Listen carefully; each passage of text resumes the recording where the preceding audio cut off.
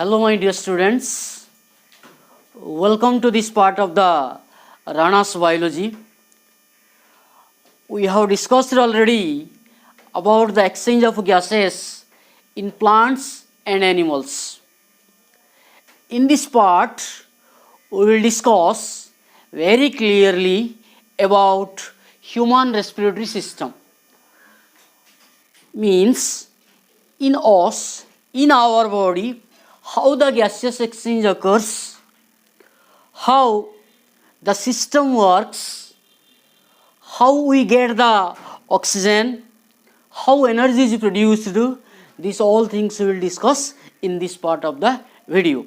So, welcome everybody. All of you see, I have drawn the diagram of human respiratory system.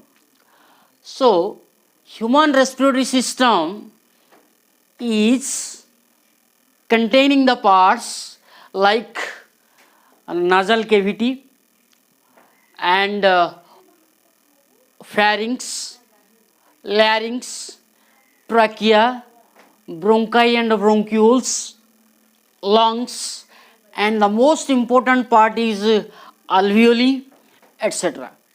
So one by one we will discuss very properly and we will read their structure and function. At first, we will discuss about nose and nasal cavity. Nose and nasal cavity. First, all of you see everybody, if you will see your face, then a triangular shape, a pyramidal shape of the nose is present. Okay, it is looking like this. If I will do graphical representation, I will do, it is looking like this. This is the nose. Here, these are the nostrils. Nostrils. The space present inside the nose is called nasal cavity. Is called nasal cavity. And you will see that the nasal cavity is divided by means of one wall, that is called nasal septum. That is called nasal septum. The nasal septum is dividing the nasal cavity into left half and right half. Okay? And inside the nasal cavity, if you will observe very properly, then the nasal hairs are present. Due to presence of nasal hair, the dust particle present in inhaled air are stopped, and laterally it is removed from our nose in the form of nose wax. Similarly, inside the nasal cavity, it is always wet due to secretion of mucus. The mucus gland is present in the inner lining of nasal cavity. It is also helping for stocking or stopping the dust particle present in nasal inhaled air. So, due to presence of these both nasal hair and mucus gland, what happens? The inhaled air is filtered. The dust particles present in inhaled air is stopped. So this is all about nasal hair. Similarly, internally the nose is opened in our oral cavity, that are internal nostrils. Internal nostrils. These are external nostrils. What we are looking outside these two are the external nostrils, and internally the nose is opened inside the oral cavity by the help of that internal nostrils. Inside the internal nostrils, I told you already during that nutrition, means while studying the human digestive system, I have told you the internal nostrils are covered by means of a flap, like this one flap, that is called glottis. Glottis, or it is otherwise known as epiglottis. Glottis or epiglottis. This glottis or epiglottis prevents the entrance of food and air inside the nasal cavity. So my dear children, this is all about nose and nasal cavity. Now we will go to the next part of the human respiratory system, that is pharynx. That is pharynx. Pharynx is one junction. This is nose and nasal cavity. Second one is pharynx. Pharynx, it is one junction. What is junction? Junction means it is the meeting point or separating point of two roads. Similarly, here what is happening? This place is called our pharynx. This pharynx is the junction of food pipe and windpipe. The food pipe is called esophagus and the windpipe is called trachea. Okay. Here what is happening? Just above it the epiglottis will be present here. Here epiglottis, or simply we can say glottis, is present here. Okay. And after that the trachea and food pipe are separating from each other. Okay. So here what is happening? The food is going to esophagus and the air is entering, means through the nose, and from the internal nostril the air is entering inside the trachea. So now let's discuss about the trachea. Trachea is otherwise called windpipe. It is otherwise called windpipe. A long spring-like structure. Spring-like structure is present, which is made up of cartilaginous rings. It is made up of cartilaginous rings. Due to it is made up of cartilaginous rings, it is not collapsing during inhalation and exhalation.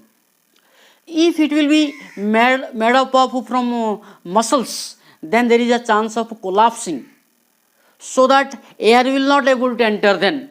So the trachea is made up of cartilaginous rings. I made like these structures.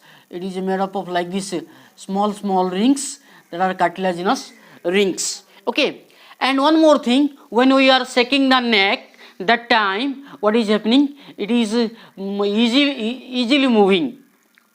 Already the backbone is spring like. It is made up of small vertebrae, and the esophagus is a muscular pipe, and the trachea is also cartilaginous ring. So all these three, backbone, esophagus and the trachea, are adjusted with the movement of the neck. So we are able to move the neck very perfectly. Okay. So after that you will see that this trachea is dividing into two. It is bifurcating when it is entering inside the lungs. When it is entering inside the lungs, that time it is bifurcating. That is called Y-shaped, reverse Y-shaped. These are called bronchi. These are called bronchi. This I labeled here, bronchi. And further, the bronchi is divided in branched inside the lungs, that are called bronchioles. Bronchioles. So the fourth part I am telling to you, bronchi and bronchioles. About this we will discuss. As like that trachea, bronchi also made up of cartilaginous rings, that is helpful for the intaking of inhaled air inside the lungs and removing of exhaled air through the nose. It is the path of air. It is the path of air. Okay. But after entering inside the lungs, when bronchioles and small tubes are entering inside the lungs, that is a totally pipe-like structure it is happening, muscular pipe-like structure it is happening. And at last, I have mentioned here, all of you see, at last of the lungs, you will find the grape bunch-like structures, air sacs, that are called alveoli, means the most important part of the lungs where respiratory system I am going to explain to you, that is alveoli. Means here it will be like this structure, and it will be containing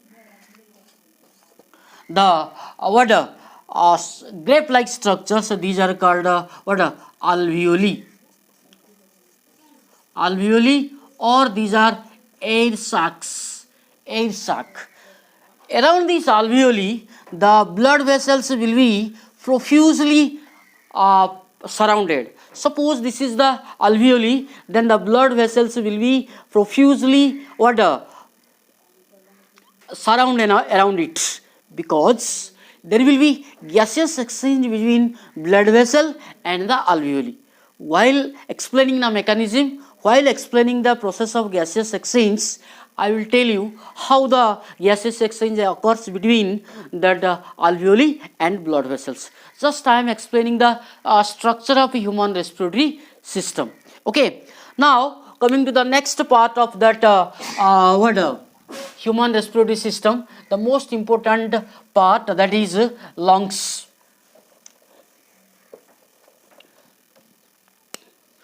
Sixth number, that is lungs. Lungs, why I have written, because these are two in number. Left lungs and right lungs. Two are there.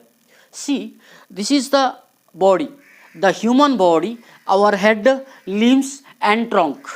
The trunk is divided into two halves, and that is divided by 1.5 inch muscular layer, that is called diaphragm.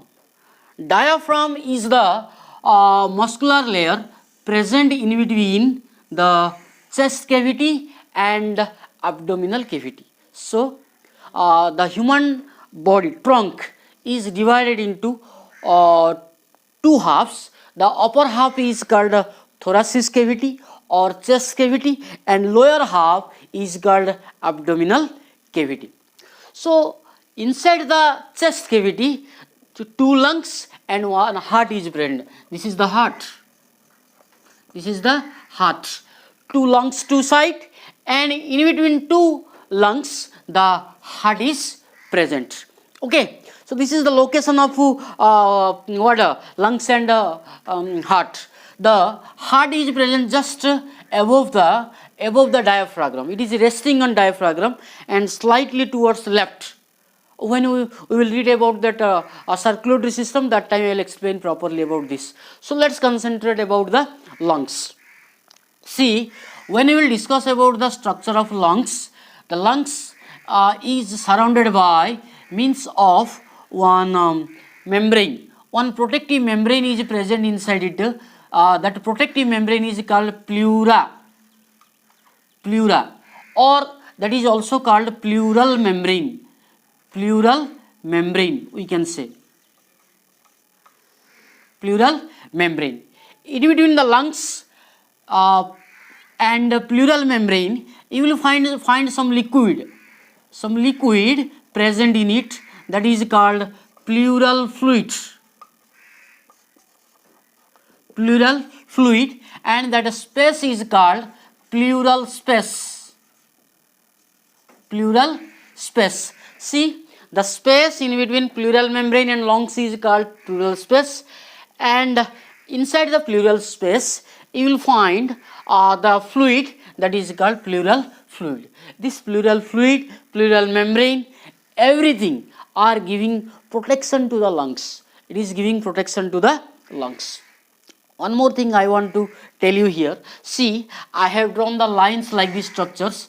These are the ribs. I was telling the chest cavity is covered by means of 12 pairs of ribs. 12 pairs of ribs. From this side 12, from this side 12. Total 12 pairs. And from back side, shoulder girdle. Okay, like this is there. So that from back to front it is forming a cage. It is forming a cage that is called rib cage. What that is called? Rib cage. This rib cage is storing the lungs and heart in it very beautifully. Very beautifully. See how the human body is made up of. Very interesting it is. Okay. So I think you are enjoying the lesson. Okay. So rib cage, and for the process of inhalation and exhalation, I will explain that mechanism of respiration. During that time, what happens? It helps. The rib cages are joined by means each other, intercostal muscle. Okay, intercostal muscle. This intercostal muscle, rib, etc. are taking part in the process of inhalation. So coming to the structure of lungs. Lungs is made up of totally spongy tissue, and in it the bronchioles are entering, and the alveoli also present. Alveoli also present. Okay, it is a floppy like structure. Okay, it can contract and relax. Okay, and totally it is containing the sponge like substances, so that what is happening, air is stored inside it, and the alveoli present in these are exchanging in between blood and lungs. So this is all about the lungs, means total structure of human respiratory system. Okay, one thing I forgot to tell you here, in later classes it will be explained. Here one larynx is present. The larynx is otherwise called voice box.